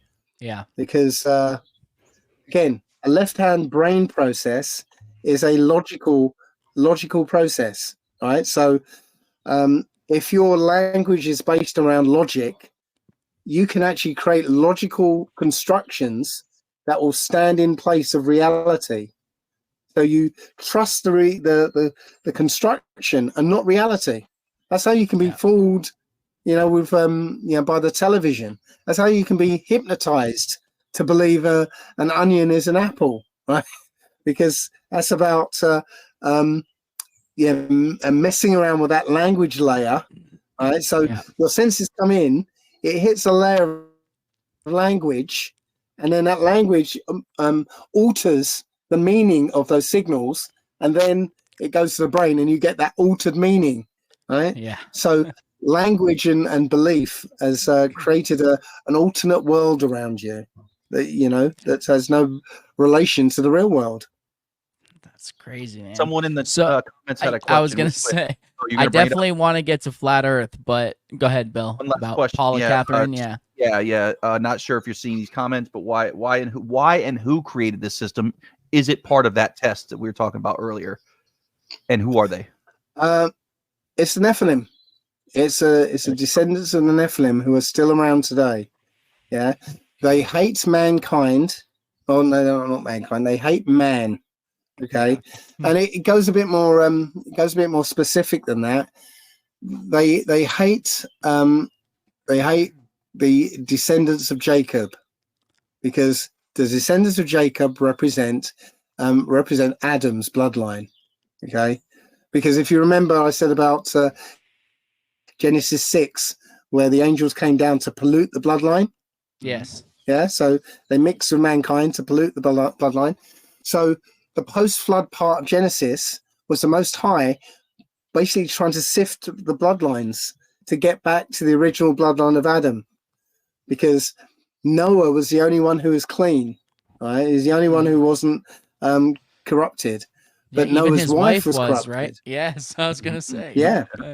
So then the children were corrupted, right? And a week before the flood, Noah had to find wives for his 3 sons. So the women that he found were corrupted. So the way genetics work, the Most High was basically saying, okay, you got to marry this person and you got to marry that person. And oh no, this isn't going to be a chosen one because that's the wrong bloodline. Yeah. So, so literally one line of people was chosen till it got down to Jacob. And now Jacob was clean. Right? He's back to the original bloodline of Adam. So all Jacob's offspring were now clean. So that is the now back to Adam's bloodline. Okay. And this is the bloodline that the Nephilim are trying to destroy. And they're still doing it today. They're targeting this one particular bloodline. Yeah. Targeting this one particular bloodline. Everybody else is collateral damage. Insanity, dude. And that's why they want everyone to be asexual. They want to destroy the family. Yes, that's they do. And you got to remember the fallen angels didn't really have an allegiance to gender either. They chose to take on a male form. They didn't have to, but they did to be able to procreate. Yeah. So whenever their bloodline takes over a population, it always descends into, homosexuality, transgenderism, and all this wickedness. It's disgusting. And so, how do how do the reptilians fit into all this? Because I feel people talk about that all the time. And now, the reptilian, because it's always they sort of conflate the fallen angels with the serpent. If you go back to Genesis, talking about the garden, right? There are two words, right, that sound very similar. Nakash. Nachash and Nagash. Okay, so I always get this the wrong way around, but Nagash I think means serpent, right? Nachash means remember, it has 8 different meanings. Nachash means to adduce an argument, to have sex, to sleep with a woman as an enemy. Yeah. I can't remember the other thing, but it literally tells a story of an angel sleeping with Eve, not out of love, but as an enemy. Yeah. Yeah. Right. And adducing an argument, did the Most High say not to do this? So I think they conflated those two words, and now it became a serpent, not telling the story. Yeah. So this bloodline was also known as the serpent people. The Khazarians were known as the serpent people. So whether they were physically had something to do with serpents and snakes, or they were conflated with snakes because of their behavior and and that. See, that's why I always 6 of one, half a dozen of the other. Yeah, right. That's why I always thought it was a metaphor, because of the name stealer thing, like shapeshifter, reptile, name stealer type situation. Yeah, it's very similar. Yeah, interesting. So I would feel very remiss if we did not talk to you about flat Earth and how you came to that, because you're clearly a free thinker. You didn't come to it because someone else said, "Hey, here's a YouTube video. Just listen to this." So I want to hear how you came to it, if you don't mind telling us. Well, it was kind of like that, to be honest. God damn it. Somebody showed Dave a YouTube video. Well, and then an experiment follow it. But yes. It's like I'm a badass. Well, back in the day, I don't know if this was automatic, but back in the day when you just ended up watching a stream of videos, because it would go from one to another, and so on. I can't remember if it was like that, or I just kept clicking on something that was on the side. But I ended up watching this video about, it wasn't about flat Earth. It was about experiments. And one of the experiments was the Bedford Levels experiment. Yes. Right. So whoever was talking about it was saying about this experiment, and I started to realize, it's talking about flat Earth. And I was then it's about calculation was 8 inches squared. A second, that sounds a bit small. Over 6 miles, it was going to be like 25 feet drop. I was like, that makes the Earth really small, doesn't it? So I went off and I checked it. I got AutoCAD, and I drew up the Earth on AutoCAD, and I put 2 markers 6 miles apart, and then sort of did the sort of measured it all out. And sure enough, it was like, wow, okay, I'm sure I've seen things a lot further than that distance. So I went down to a particular beach in a place called, it's gone out of my head now. Went down to a beach, and 12 miles off the beach, Plymouth, as in Plymouth, that's it. There you go. 12 miles off the beach is a lighthouse. And before I went there, I figured out that the first 32 feet of that lighthouse should have been missing, hidden behind the physical curvature of the Earth, right? So I went down to the beach with my I had a P600 camera. I couldn't afford the 900. Right, so I We went down really to don't need the 900 to prove it's flat. But you sold we your don't. Lambo and you don't have the money to buy it. No, actually, no. So yeah, I went down to the beach. I put the camera right next to the water, right, and zoomed into the lighthouse. What was the And not observation? only inches. But not only could I not was I able to see the bottom of the lighthouse where the rocks met the water. The horizon was behind the lighthouse. Yep. Which is impossible. The horizon should have been, miles before the lighthouse. If it was a physical curve of the earth, like, it should have been before you got to the lighthouse, but it was way behind the lighthouse.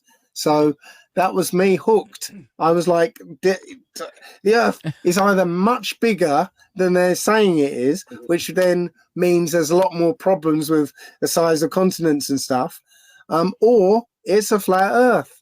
So that's what launched me into it. And I've literally gone all over the world doing experiments and stuff. And it's been you're roller a flat coaster earther that actually does experiments. I don't believe him. I don't believe him. No. And anytime you came up with that, it's always refraction. Just so.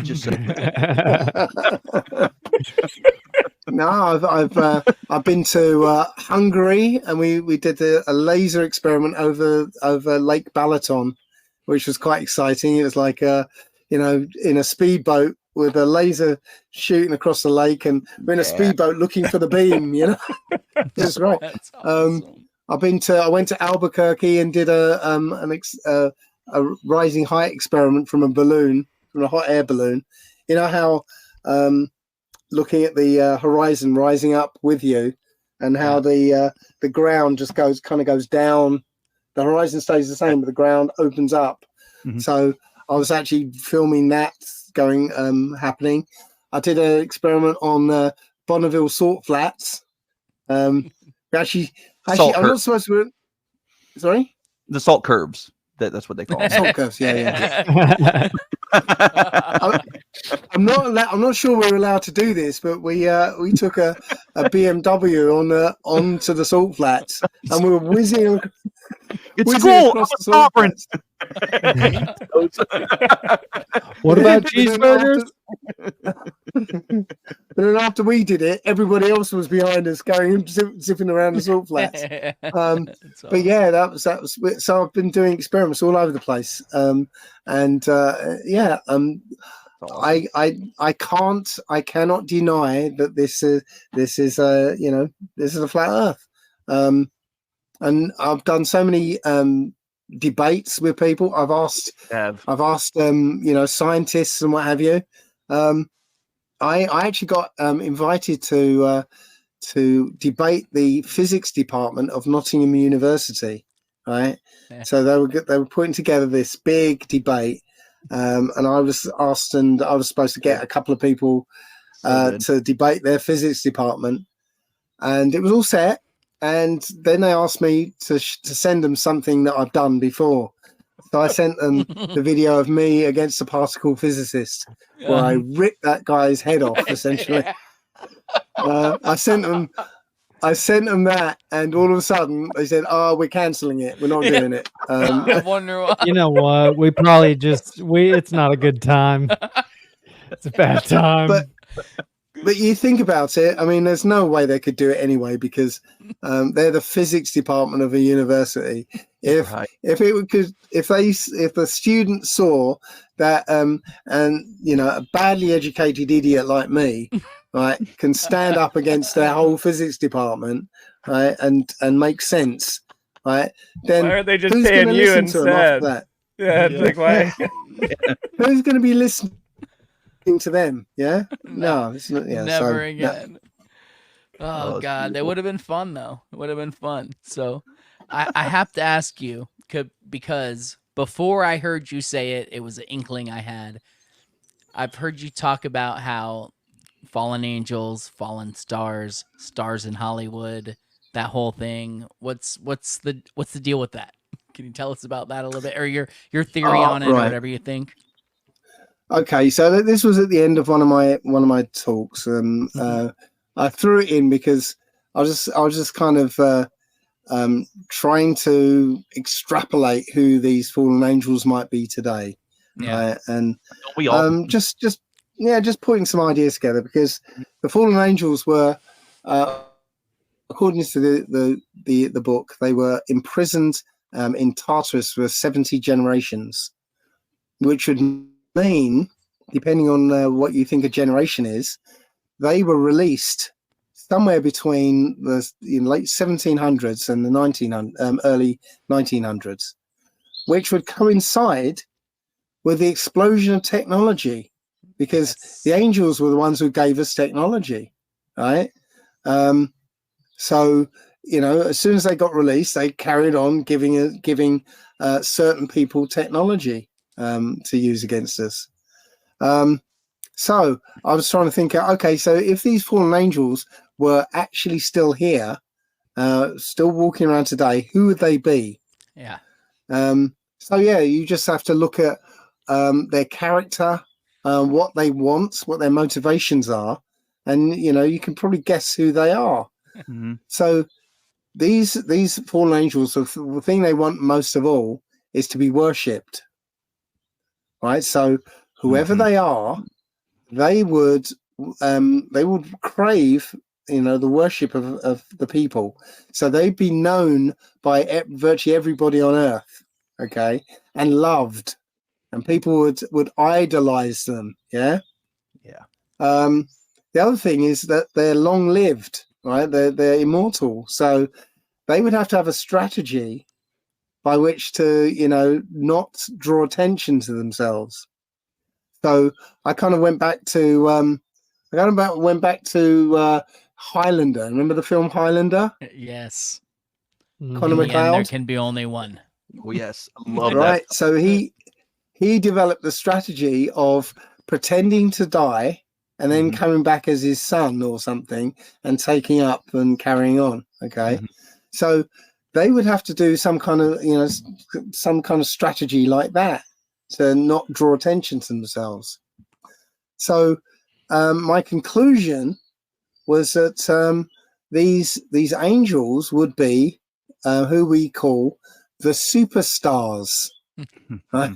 The celebrities, the idols, the screen idols. Taylor Swift. Yeah. Now, to back it up, and go back to the Conor McLeod thing, is that when you look at some of these top superstars, you'll find that they've got a doppelganger or multiple doppelgangers going back in history. Yeah. Right. It's crazy. Now back in history, Taylor Swift. like the 1500s, for instance, if you had a painting done of you, you would have had to be a celebrity. Yeah. To be somebody, a person of note, to get a painting. Same with the early days of photography, right? You'd have had to be somebody of note to get a portrait taken of you, right? So all these people who have doppelgangers all the way through history are always people of note, of what was the phrase? Men of renown. Yes, exactly. Yes. So my contention is that maybe these fallen angels, we know them already, because everybody knows who Brad Pitt is, right? And all across the earth, and everyone knows who Keanu Reeves is, right? Well, you calling me out, bro? You look at Keanu Reeves, and there's a doppelganger of him in the 1700s and the 1500s. Yeah. So I know it's a facetious little thing, but I thought, let's add that in. I love it. I like it. It checks out, man. And we have to keep guessing about it. You know what I mean? We got to keep searching, always asking questions, never stop. The moment we stop, we're falling right back into the system. The moment we stand down, we're falling right back into the system. And so I know I said this to you. As I said, it's a game. Yeah. Yeah. It is for sure. Yeah, baby. In the beginning, before we started streaming, when we were waiting because the times got all messed up, but literally, so I found Flat Earth, and I think it was maybe a Dubé video I came across first or whatever. But for me, I saw that the Earth was flat, but I was having a hard time with the whole creator thing. And then I heard, I'm just gonna fanboy here for a second. I heard a podcast with you. I don't even remember which one it was. I listened to so many at this point, but where you were talking about how you were an atheist for a long time and how realizing that there's a creator or that there's a creation brought you to a creator. That literally had a giant impact on my life, and I had become a better person since I heard you say those words. So if you ever feel like what you're doing doesn't have an impact, just know it's had an impact on my life. It's had an impact on my wife's life, on my family's life, because I have become a better person. Bill can attest to this, but if you don't mind explaining, so maybe it will do for someone else what it did for me, how Flat Earth and whatever else brought you to a creator, the Most High, in your words. Well, thank you for saying that to me, because it's hard. It's hard to see what effect you have in the world on the world. Yeah. So thank you for saying that. I'm just telling you the truth, man. I'm not trying to be videos. Literally 9 years. Yeah, go ahead, Bill. Tell him. We were supposed to be working, and we're parked out front of the job to go to work, and we're just like, and we're new at the time, but we're seeing all these signs pop up and all this stuff, and the videos were flooding, and we just went on a binge of yours, I think at least like 6-8 hours. Literally sitting in front of a job, watching you messed up someone's house, bro. That's what I'm saying. But literally, like I don't care how it sounds. You literally had that much of an impact on my life and Bill's life in turn, and all of our family's life. So what you're doing matters. So if you can say anything even close 100%. to what you said that registered with me, I feel like that would be awesome, and it would make this podcast worth more, Yeah. No pressure.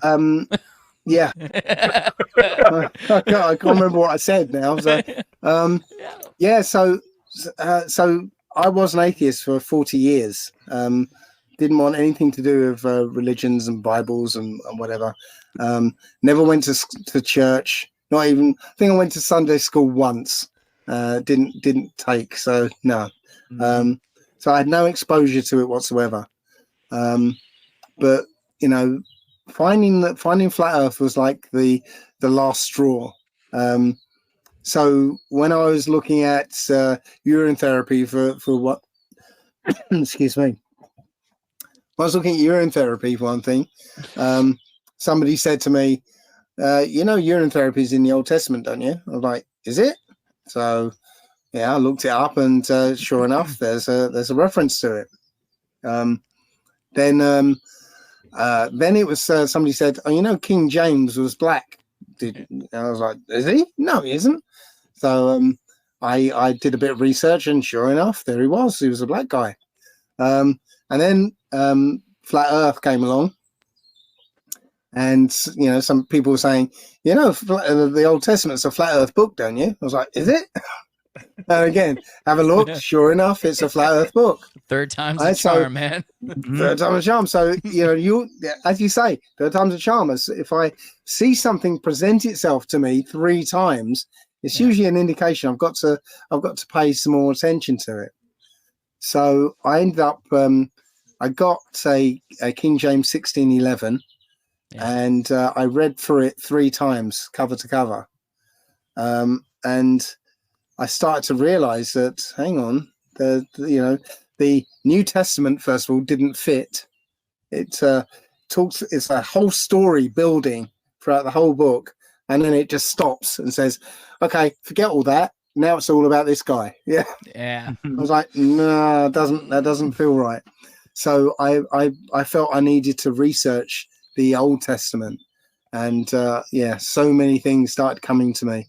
But with a Flat Earth, looking at Flat Earth, you realize that this has to be a created place, right? This was intentionally created. It's not a big bang, nothing exploding and creating all this stuff that is all evolving, and no, it's all that's all rubbish. Yeah, this is a created place, and I said in, I think, one of my videos, it's like, as soon as you realize that, you're essentially seeing the Most High's fingerprints on the dome. Yeah. And Oh yeah.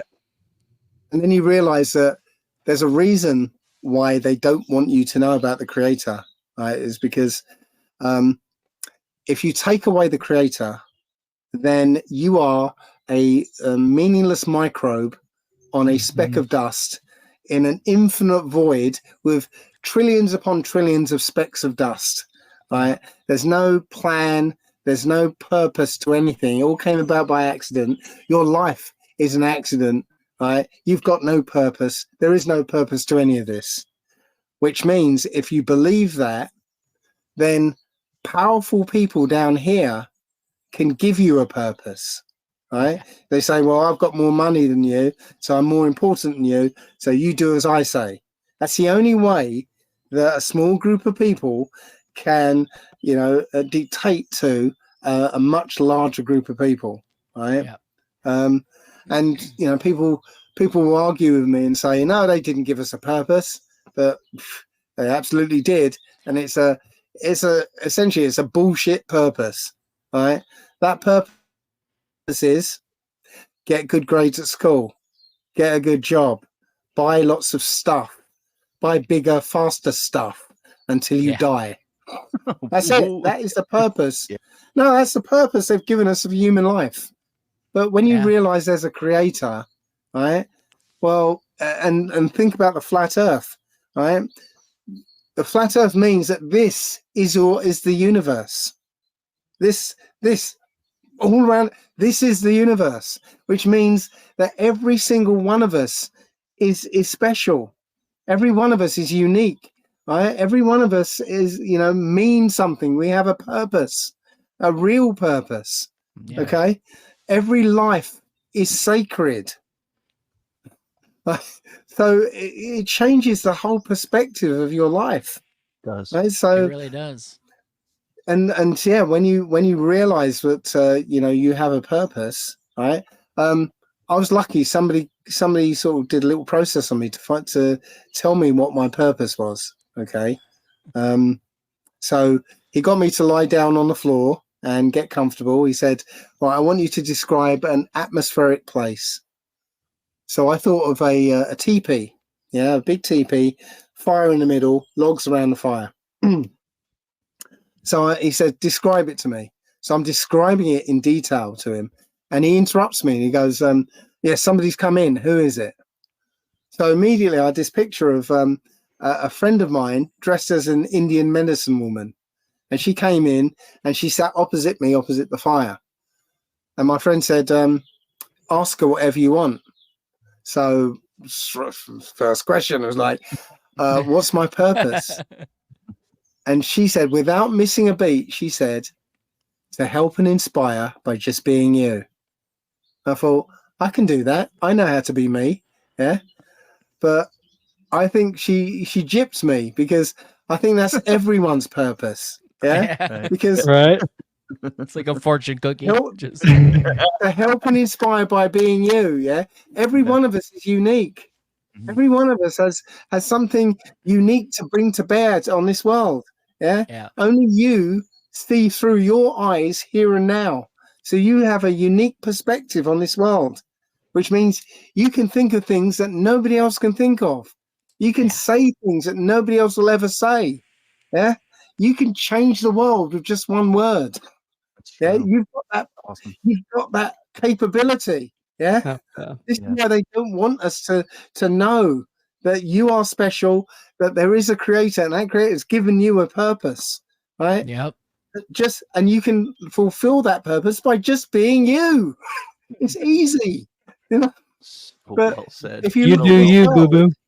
You look at this world. This world is trying to make you be like everybody else.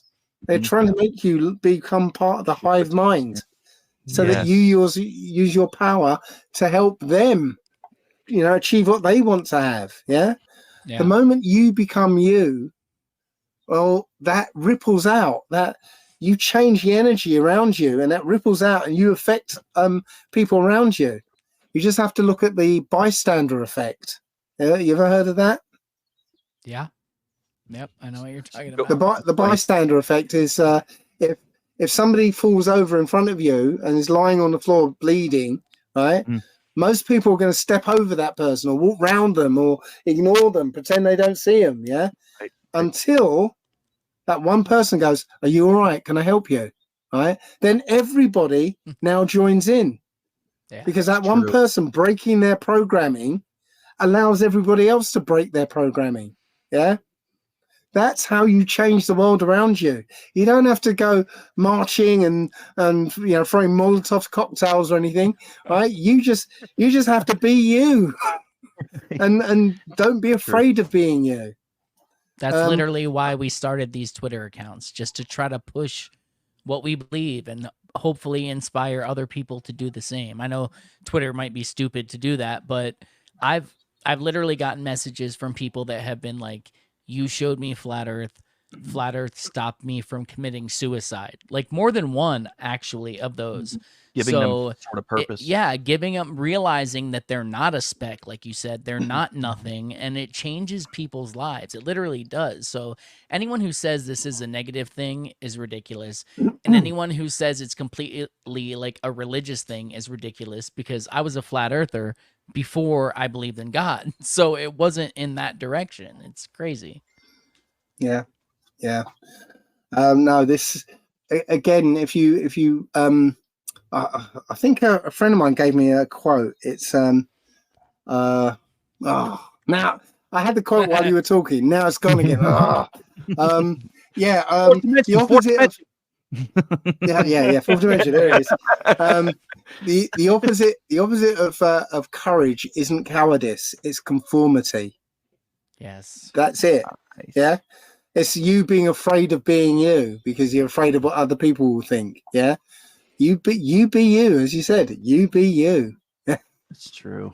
Hell Dude, yeah. you have been an inspiration, a wealth of information, as we already knew.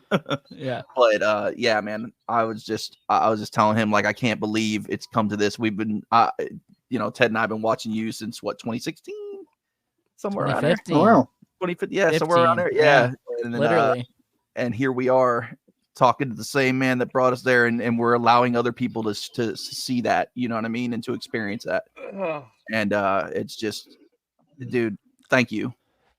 Yeah, thanks for everything you do, man. For doing this. Well, thanks. Just be me. He's like, I'm just an English bloke. That's what I'm doing. Just being myself. That's what I say a lot. I say I'm just some stupid bloke from Basildon. This is where I grew up. So yeah, I love it. That's awesome. So yeah, man, thank you so much. I mean, you've given us plenty of your time with the whole time mess up thing, and now you've given us 2 hours. We genuinely appreciate it. Yes. And if you ever want to come back, obviously the door is always open. Mm-hmm. If you have anything new you want to talk about or anything, we would greatly appreciate it. But we genuinely thank you for your time, man. Yeah, thanks. You're absolutely welcome. It's been great. And where can everybody go see you real quick?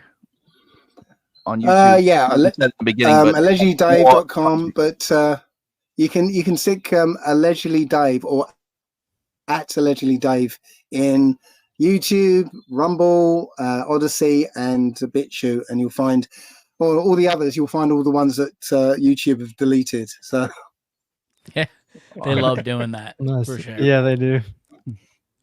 All right, gentlemen, it's been fantastic, and once again, thank you, Allegedly Dave.